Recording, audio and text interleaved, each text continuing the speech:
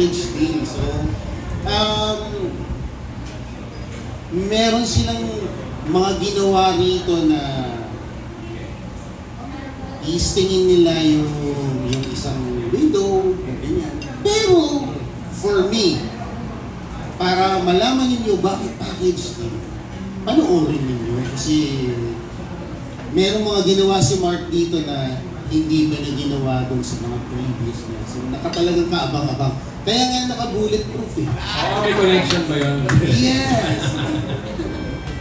Okay. So package din, parang ang dating sa akin ng direct, team sila sa pang-i-scam ba? Parang gano'n? In a way, yes. Team sila rito. Team. Lagi silang team. Team silang pumasok. Team silang lumabas. Makikwento ko na eh. Naku. More or less yun po ang ano niya. Yes. They're team dito. Team talaga sila. That's why they're package team. Saan po nagmula yung story niyan direct? May experience ka bang ganyan? Kayo din po nagsulat nito? Si L.A. Dara ang nagsulat dito. So, ang ganda ng Ang inspiration po nito saan? Inspiration nito is about yung mga struggles pa rin siyempre ng mga Pilipino kung paano sila mabubuhay. So, paano sila magsusurvive na in a way na parang, oh my God, bakit nila ginawa yun? So, kakalabitin yung curiosity ng viewers natin. Totoo ba to? Totoo ba? May ganito bang makamundong ginagawa sa... Pwede bang mangyari ito? Parang gano'n. Gano'n siya. The inspiration is to kung paano silang survive. Ginagawa nila kung paano sila mabuhay, pero in a very not nice way, of course. Siyempre, yun yung dapat. So, very interesting yan. Abangan natin. Next question po kay Mark. Mark, we've watched you sa ibang mga Viva Max movie mo noon. And alam naman natin na medyo nag-all out ka rin noon. Tapos may mga comments sinasabi, bakit ngayon parang nag-all out si Mark? Pero pwede naman din. And how are you going to answer that? Kwento ko na yung approach ko on the matter. Hindi mo siya issue sa akin. Di ba tumaba kasi ako from nung nag-strand ako in jail. Buti lang nawala ako strand na yan. Tapos, yun po, tumaba ako. During nung nagpapayat ako, halos araw-araw nga po. Ngayon, siguro mga 500 days na everyday nag-iinsayo ako kapag libre. Timing, nauso naman, nung binuksan yung Viva Max, sari-saring yung kwentong gusto mong i-allude. Pero bigla nag-click yung kila AJ Gabal, naging sexy, naging trend yung sexy. Tama-tama, pwede ako. Bigla nagkaroon ng offer ng Scorpio Nights. Malakas yung project. Yun, doon ako parang nag-all out po in that regard. So in all honesty, Mark, parang wala kang inhibition talaga yung showing off skin sa ngayon. Wag lang porn. Hindi lang porn. I mean, kung porn, syempre, hindi porn kasi hindi na acting yun eh. Yun. Pero parang parang mga Bruce Willis or Sharon Stone, sexy lang to allude the sensual of man, parang gano'n. So in showing off skin, okay sa'yo, yung behind, pag ready yung behind ko, pag ready yung katawan ko. Yung behind na di ba? Yes. Opo. Ibig sabihin minsan kasi, siyempre, may gasgas ka, may peklat ako, dahil sa motor. Mga ganun, alam mo yun. Noong time yun, talagang ginanahan ko ang Scorpio Nights dahil timely, nagpapayat ako, parang fit ako, tapos nag-offer ng time yun. Tapos tama-tama COVID, naging trend din yung kila AJ. So, siyempre, kung ano yung click, ano yung uso, siyempre, tayo, nakikiuso. Ang frontal, ready ka na rin? Hindi ba? Pag frontal porn na yun. Pag girlfriend ko lang yun. Kaya ginawa akong ganun, pili ko, nung COVID direct, meron akong girlfriend. Siyempre, gawin na nun. Sabi, picture mo kaya ako ng hubad. Parang ganun. Baka kung alam mo, pwede na gawing bentang 5 pesos. Medyo mukha na hubad. So may karelasyon ka ngayon, Mark? Wala. Nag-blush mo nga ako. That's nice. Wow, hindi nagbabago talaga. Whoppings pa rin. Okay, thank you, Mark. Mark, isa na lang, ano yung sinasabi ni Direk na may ginawa ka dito na ngayon mo lang daw ginawa? Usually, I think yung shrewd kind of role kasi yung hindi siya dark talaga or give away na evil, hindi siya ganun. Ito ano naman, shrewd siya. Mautak siya sa maling paraan. Yun. Ang ako bilang lalaki, naging catchy sa akin, nung nakwento sa akin na dalawang asawa sa bahay ng lalaki, pero pininiwala na si Macy's na anak niya yung isa. Buntis pa nga. Yung pala, girlfriend din niya. So dalawa sila sa isang bahay. Okay, thank you, Mark, and nice seeing you again. Si Marian naman. Marian, how is it working with Mark Anthony, isang veterano ko, tapos may love scene pa yata kayo ni Mark, no, na Torrid. So how is it? Paano mo pinagandaan?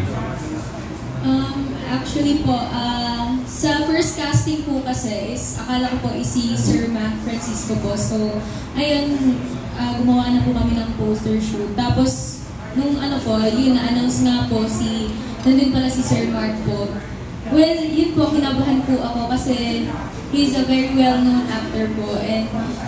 Pero nung ano po, nung nasa set na po kami, sobrang kalmado niya lang po kasi. Very chill po. Okay po siya katrabaho po. Very professional naman po. Gaano katindi yung love scene niyo sa Sakto lang po. Sakto lang. Pero how do you find Mark's body? Kasi ang payatan niya ngayon, ganda ng katawan niya. Very, nakita mo yun po? Hindi naman po.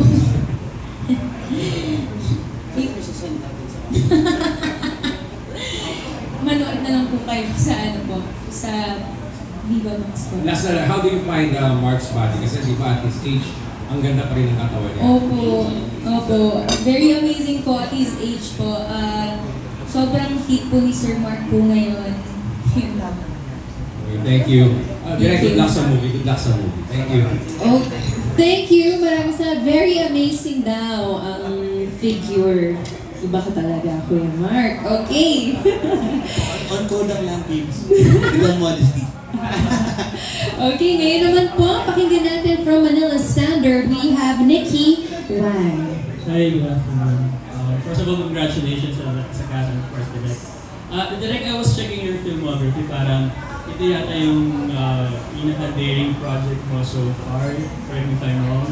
So, how's the experience? Siyempre nakakakanta. Yung mga previous na ginawa ko kasi is Fantasia. Series ito so it's a reality. Nung tinawag ako ni Boss Val, sabi sa akin, gusto mo bang gumawa ng ganito? Kasi ang ginagawa ko lately, variety and magazine. So, Curbs, willing na gawin. Sabi ko, oo naman. I was born for this, sabi ko na. Tapos yung first shooting day namin, medyo, wow, nangyayari na to. Plus, mayroon pa akong Mark Fernandez. Nung sinabi sa akin nila, boss, uy, ayusin mo, may Mark Anthony dyan. So, pati ako ba? Oh my God, iba na ito. So, maganda iba yung experience for me. Challenging and at the same time, nilagyan ito ng puso. Dahil hindi lang siya basta sexy meron siyang storya na, sabi ko nga kahapon, nag-edit kami pati yung sa scoring, sabi ko, huwag natin gawing suspense kasi it's not more of suspense, it's more of a romantic movie na merong passion. Hindi lang basta nagtitirahan or sexy. Hindi siya ganun For me, sabi ko, ginawa ni Mark, ni Marian at saka ni Angelica to with all their heart.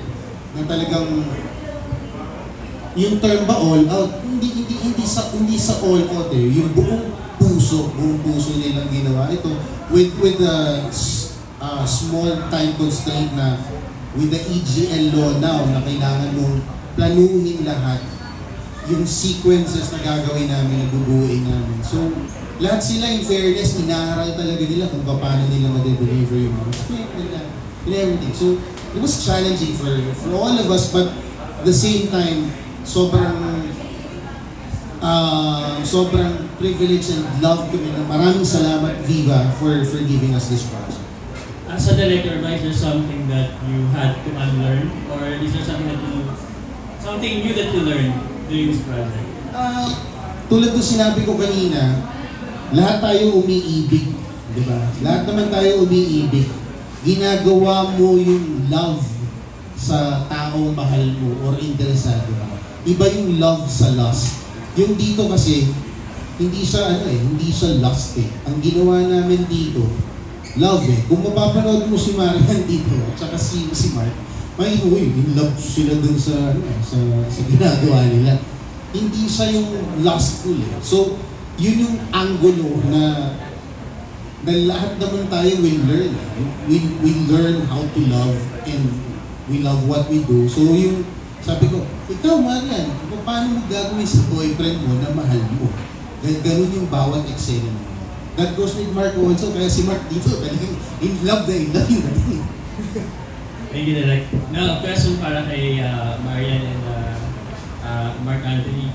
Kaya kasi nabanggit na sabi mo, sobrang okay siya katrabaho. Pero I wanted to know, paano nyo tinabaho yung chemistry dito sa film?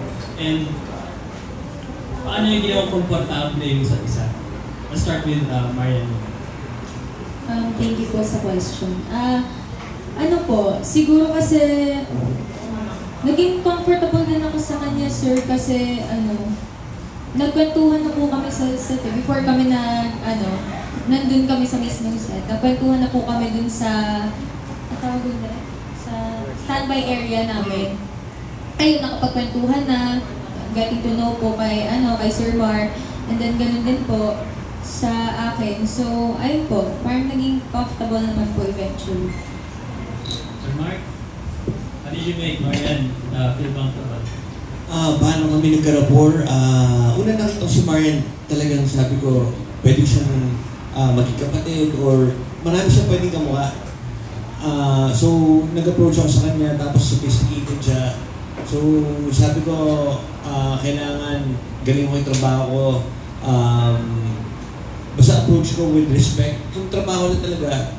Tapos, magaling naman siya, magaling siya tumayalog. Tapos, actually, napabili pa niya ako with matching script. Talking about Love Arena, yung script na to, sobrang parang Joey Reyes yung appeal, parang gano'n. Nakaka-inlove siya in that regard. Dahil isipin mo, pinagsama niya yung dalawang misis niya sa isang bahay, pinagpanggap pa niyang anak niya isa, at buntis pa.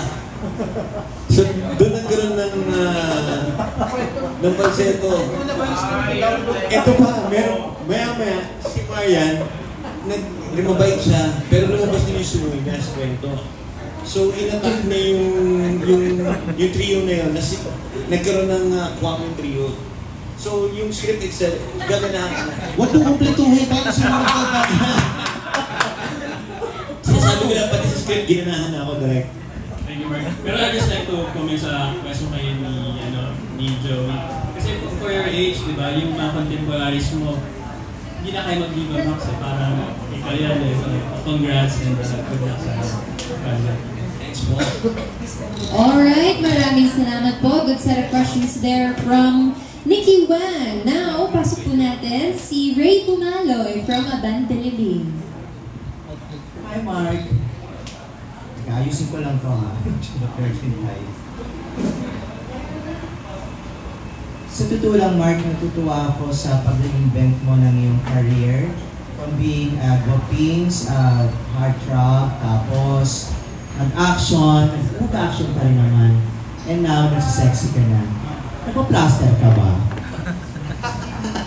Oo naman. Alam mo namang kailangan, ang alip pa rin natin na moving painting,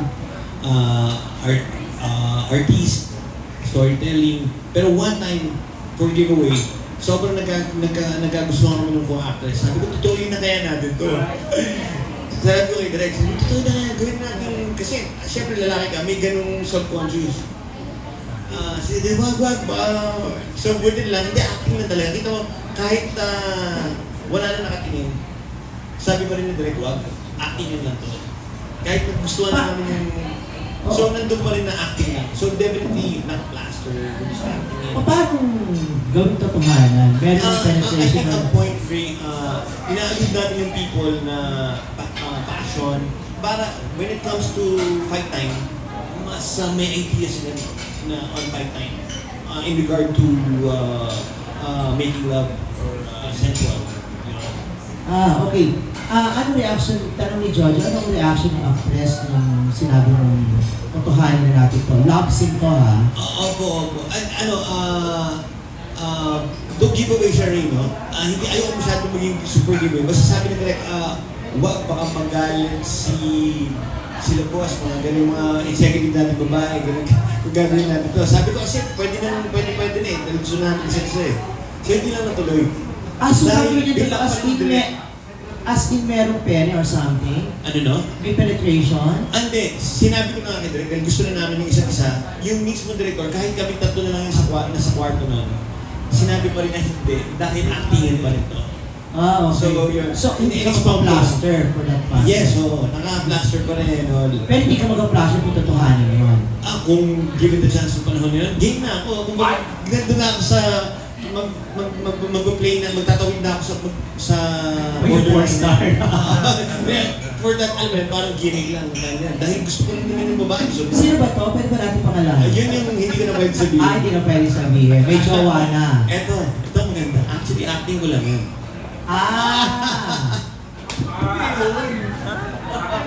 It's a 5-minute acting movie. Prank lang yun. Okay.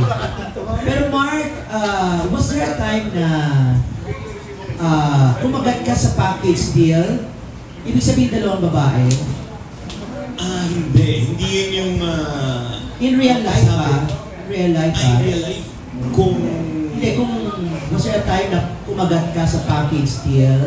Dalawang babae, tapos ikaw? Ano ako, gusto ko na expound kahit ano pang yung naging kasalanan ko. Sarado po akong Kristiyano, Katoliko. Talagang Prank na naman to, Mark. Doon ko lang kukuha yung... Hindi ako nga. Pero syempre, tao lang tayo. Kumbaga, bago ko sagutin oo o hindi, kasi goth yun eh. Dark yun. So, in-expound ko lang na nananaig sa akin yung pagiging good guy or rather than just being, kung yung philosophy doon parang rock and roll. Alam mo yan? So, ano ba yung question? Gumawa ko na yan, nagkaroon pa. Maraming bakit. Pero ang dami ko ng, ito maganda sa gabi. Yung threesome. Ang daming beses ko nang dininay yung threesome. Yun na lang. Talaga? Gusto mo din.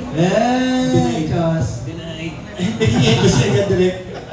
Pero Mark, lalaki ka, tapos mainit syempre. Ang gaganda ng mga nakakasama. Ayan si Marian Saint, diba? Si Angelica Hart. Was there a time na medyo tinatablad ka pero nakokontrol mo ang sarili mo at paano mo kinokontrol ang sarili mo? Hindi. Halos hindi ako tinatablan. Pero kay Marian, tinablan ako sa babae. Prank ka na ba ito? Hindi. Marian, na ka magkwento. Ito yan, ito na. Hindi pa nga, binasid pa ako. As in, pure ano lang kami. Pero usapan namin, dun nung binasid ako, sakaling sumikat siya ng todo-todo, ako yung magigilinan niya.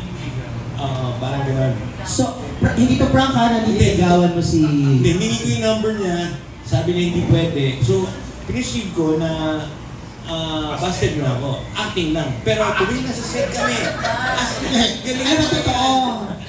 Kasi lang, ang nakalimutan ko hindi niya binigay yung number niya. Ang narinig ko sa'yo, ready na ako ulit magmahal.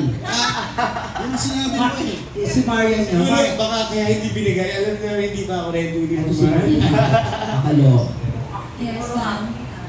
Totoo ba na naligaw siya sa'yo? Or nagpinasa ba siya? Acting ba to? Nagtanong lang naman po siya.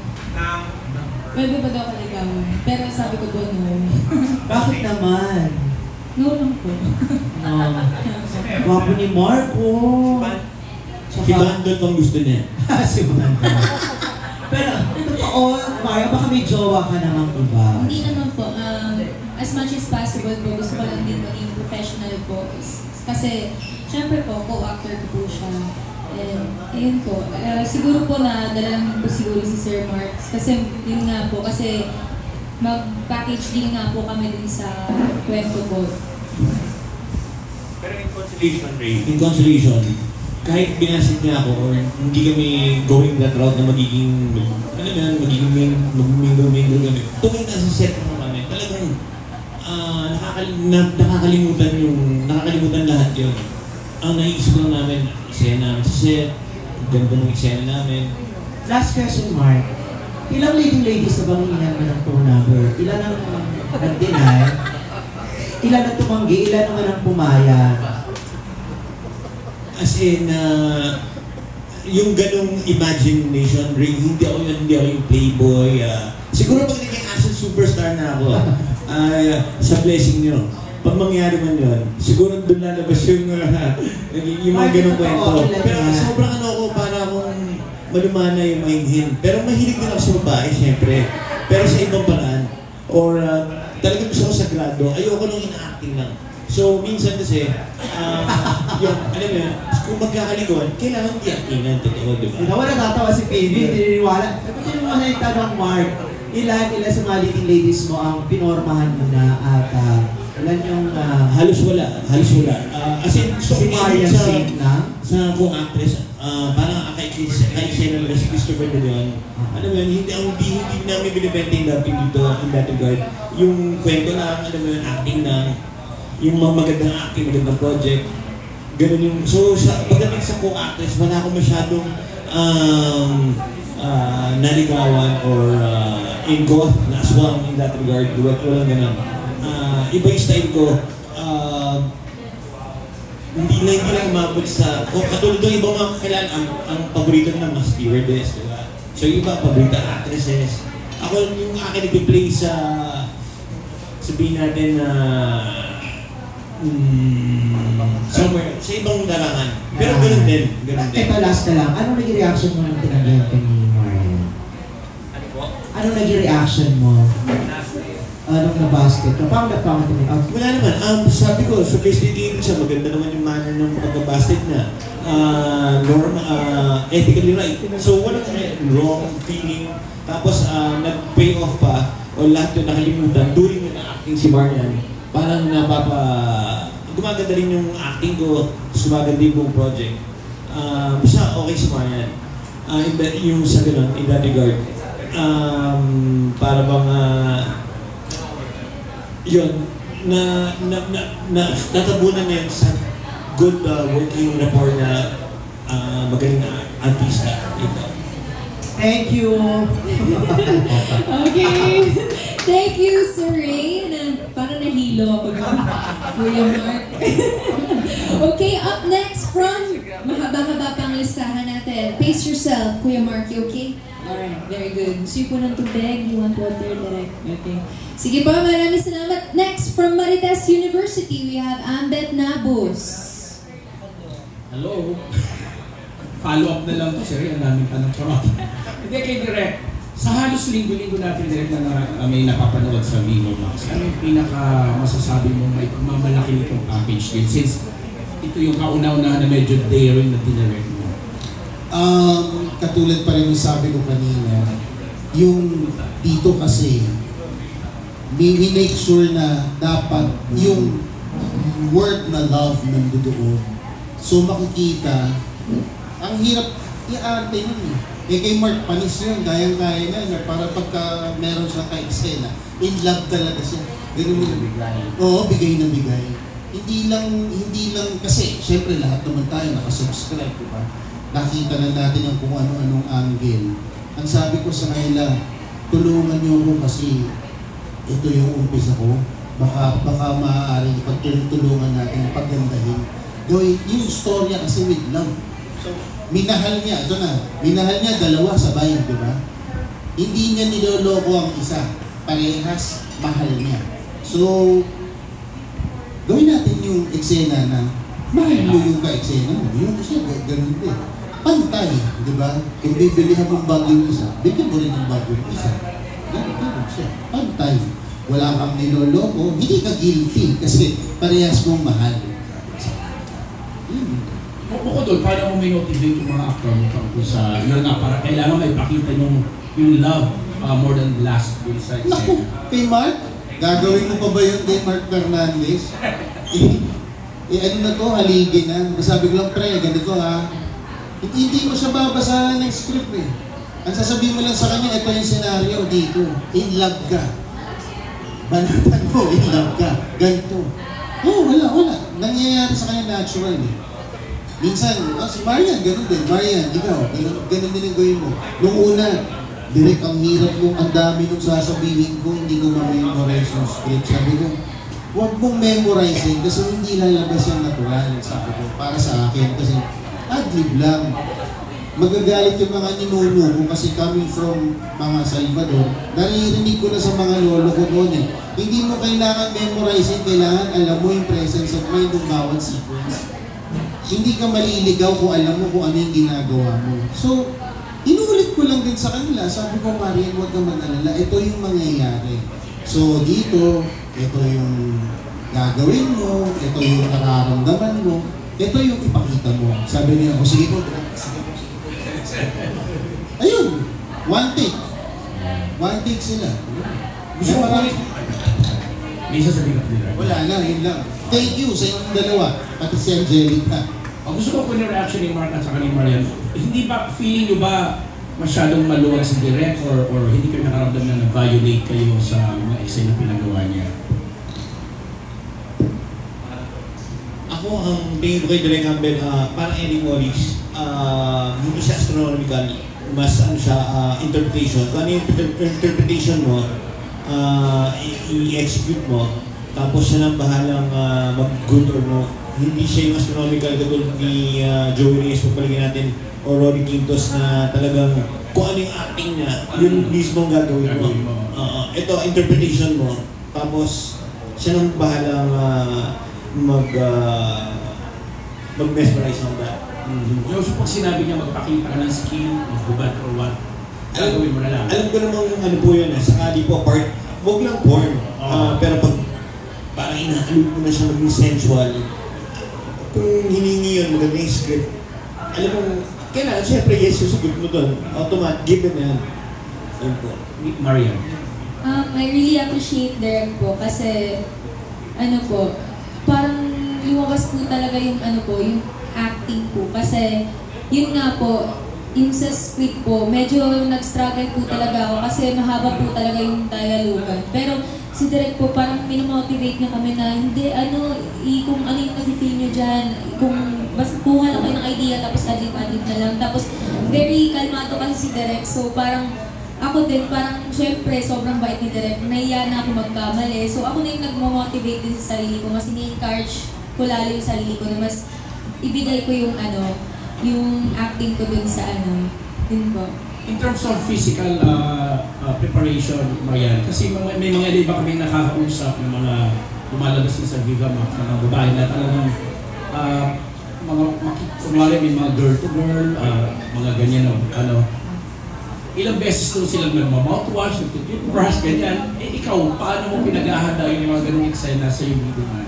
Pag pag kasali na po ako sa sequence, nag-wash po talaga ako. Minsan po, naliligo, gano'n. Doon mismo sa set? Opo, kasi lalo na pag may CR, nag-toothbrush, tapos, lalo na pag sa love scene po, yun, talaga, nag-half bath po ako, tapos perfume. Kasi yung iba mga artista, sinasabi nila pag hindi nila feel yung eksena nila, kumakain sila ng mangga with mabuong. Talaga? May mga ganyan doon silang experience. So far, wala naman po. Ikaw, Mark, may ganun ka bang naranasan before na pumasok ka sa Viva Max? Or lahat na nakaka-eksena mo, game? Yung nga, na pag nag-prepare sila, pag hindi nila feel yung ka-eksena nila, may ginagawa silang iba sa pagkain ng kung ano man, para ma-turn off siguro yung ka-eksena. Wala naman po, Obed. Luckily wala naman. Pero may naman akong like yung sa Gridlock, Tupac Shakur, Janet Jackson. Bago sila gumawa ng pelikula, kailangan magpa-AIDS test muna si Tupac Shakur. So buti lang wala namang ganun. Makumusta ko lang, Mark, kasi laki nga ng pinayat mo. Ano ba talaga ang inaano mo ngayon sa... ito po talaga yung weight ko. Ito po talaga yung weight ko. Ideal lang yun. Nasanay lang po kayo yung weight ko nung medyo probinsyano lumaba ako. Dahil kakalabas ko na po sa tulungan nun. Pero yung weight ko po talaga, ito po talaga. Hindi ako mabubuhay ng above, hindi ko weight. Kasi pati looks, pag hindi proper weight, wala na akong dating. So kailangan talaga laging ganito lang. Extra question na rin kasi sa mga kabatch mo, katulad kanina tinatanong, puro mga father roles na yung ginagawa natin. So, ngayon ikaw humahataw ko sa pagpapasexy Viva Max. Si Mark, yung anak mo, si Gray, isa ngayon sa mga wow, outstanding talaga na performer, young actor natin na sa mga teleserye. Si Gray ba, iaalaw mo mag-subscribe sa Viva Max or what? Oo naman, kasi, kahit porn pa yun, okay lang. Kung another voice to, sa akin okay lang. At least alam mo yung source, alam mo yung paparoonan, diba? Ito nga, inaalog namin to in that regard para when it comes to fight night, say kayo, dalawa na lang. Kung nakakadalawa ka o isa, pagbalagin natin makakalima ka sa isang gabi. In that matter, diba? Mga ganun, diba? So, Based from mas experience heightened ba yan. yung kinukwento mo? Another channel lang siya, kumbaga. Another route to, di ba, iba pa nga, para libugan. Umiinom pa, di ba? So, another route siya, another Viagra entity, kumbaga. Yan. Bonus question, ano ngayon ang masasabi mo sa magandang career ng anak mo? Kumusta kayong dalawa ngayon? Ako, nagpapasalamat ako sa mami niya na talagang mahal na mahal siya. Talagang binabantayan siya ng mga kaibigan ng mami niya. Nagpapasalamat din ako sa ABS-CBN, napansin si Gray. Nagbibigay sila ng break. Yun po, sana lalo pang lalo pa siya sumikat. Sana maging superstar siya. Yun po. Sana magkasama rin kayo. Oo naman. Iaalaw mo ba na Viva Max siya kung sakali? Kahit ano, basta galing sa Viva, okay sa akin. Dahil ako, para sa akin, by far, marami pa rin points sa Viva sa sining contribution. Yun. So, okay din to. Tapos, di ba, sa AJ nga, ang ganda din, di ba? Alam mo yan. So, bali mo, di ba? Pwede si Gray or kung ano pwede namin gawin. Thank you and good luck, Direk.